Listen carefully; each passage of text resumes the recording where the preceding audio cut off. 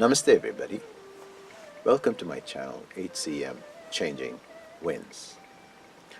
The first video I released on this channel was of young giant playing Vatapi Ganapatin in Hamsadwani on a carbon fiber flute. In fact, this very same flute. Please watch it if you have not. The reason why I made that the first video on this channel, there are two reasons. Firstly, Giant is playing Hamsadwani and Vatapi Ganapati. Of course, it's always appropriate to start off with a sloka or a prayer or a song on Lord Ganesha. The second reason is that it is a carbon fiber flute and represents one of the major themes of this channel, which is to introduce new ideas and concepts to Hindustani and Carnatic classical music related to flutes. The idea of a carbon fiber flute for Indian music occurred to me some 20 years ago, but unfortunately professional commitment did not allow any time for me to devote to making any such flutes. The idea occurred after seeing a carbon fiber flute for Western classical music, one of the bohem type flutes made in Finland by Mattit brothers. It's a very nicely made flute, sounds extremely nice, but it's very expensive.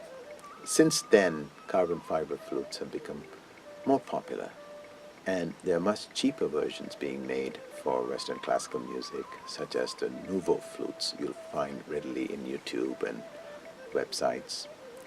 There are also other individual carbon fiber flute makers, hobbyists, and for other music like Chinese music, Egyptian music, Arabic music, Native American Indian music. Carbon fiber flutes, because they're very light, have also become popular in the United States for schools, so that when children first are exposed to flutes, they use a much lighter instrument, and so there's not that much strain on their arms and shoulders. All of the carbon fiber flutes that are available in the market, at least the ones that I've come across, are really not suitable for playing Hindustani and Carnatic classical music. And that is why I decided it's time to introduce this concept to Indian music. Now, carbon fiber is an ideal material for flutes. It has all the qualities you'd want.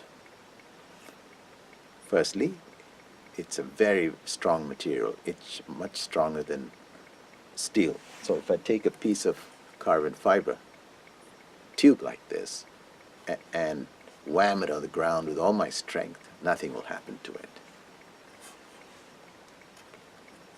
It's also very rigid.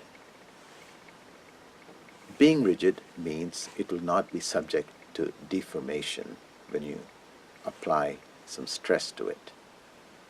And that is very important in flutes.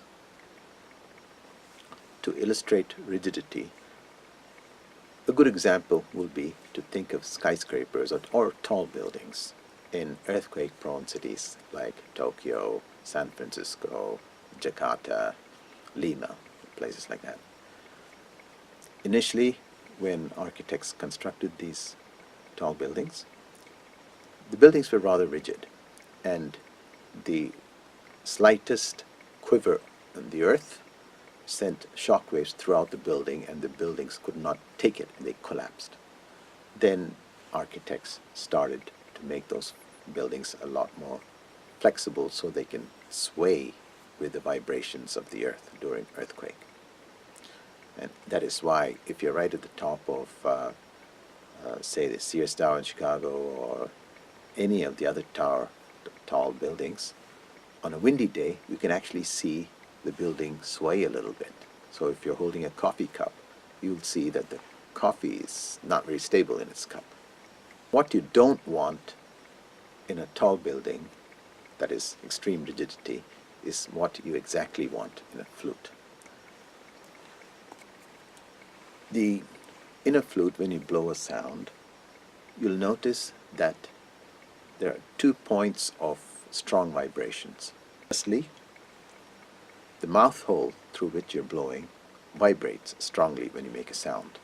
Second, the first hole that's open also vibrates strongly.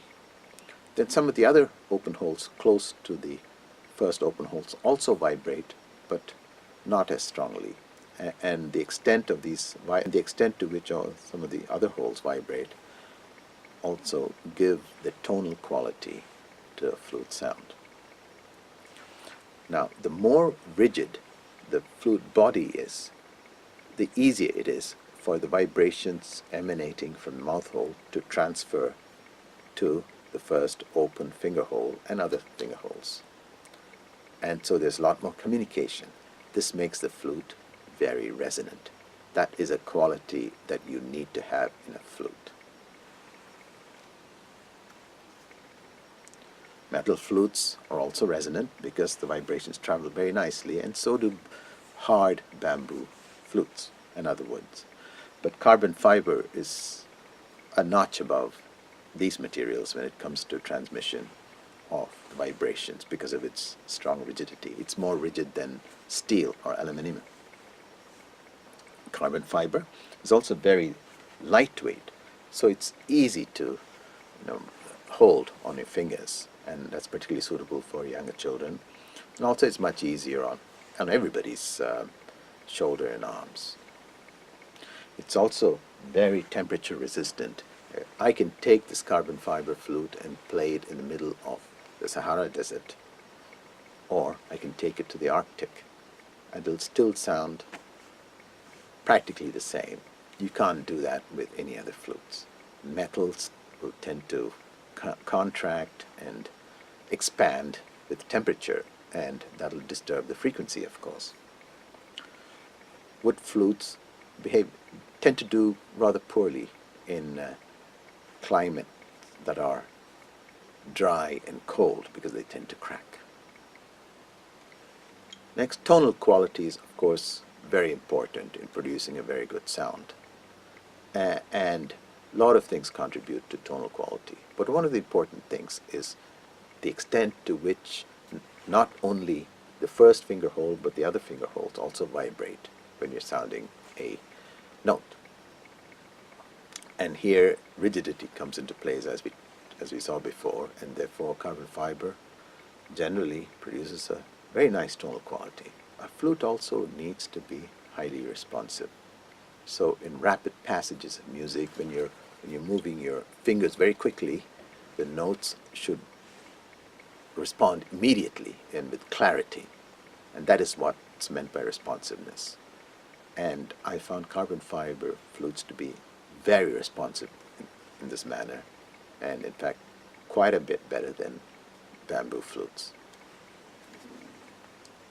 Carbon fiber is a modern material, of course, and many of the qualities I described, like strength, rigidity, lightweight, temperature resistance, is very important for the aerospace industry, and much of aircraft, spacecraft, and also even sports equipment and bicycles now tend to be made from carbon fiber. Now, all of this is nice on a theoretical basis, but how does it really sound? And you need to look at the practical aspects of it.